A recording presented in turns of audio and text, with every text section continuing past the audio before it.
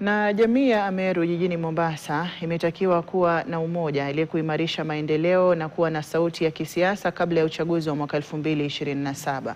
Mwenyekiti wa jamii hiyo chini ya muungano wa jamii ya Ameru, Alex Kobia, alitoa wito huo akiwataka jamii ya Ameru kuepuka migawanyiko. Kundi hilo pia limemkashifu mbunge wa Tigani ya Mashariki Mpuru Aburi kwa madai ya kusababisha farakano ndani ya jamii ya Ameru na kumtaka akome kuingilia masuala ya eneo hilo.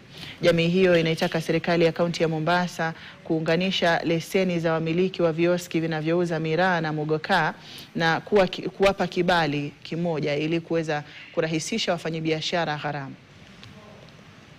Wakati huu inafika wakati wa siasa na sisi tunapiga kura hapa, ukweli ama urongo?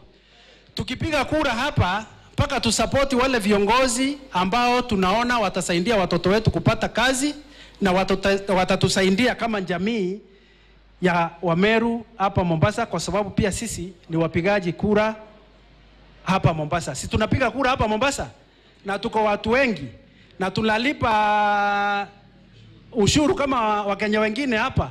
Kwa hivyo mimi naomba wale viongozi wetu ambao tunachagua hapa Mombasa waweze kutusaidia wakapeane bursaries kwa watoto wetu ambao wanasoma.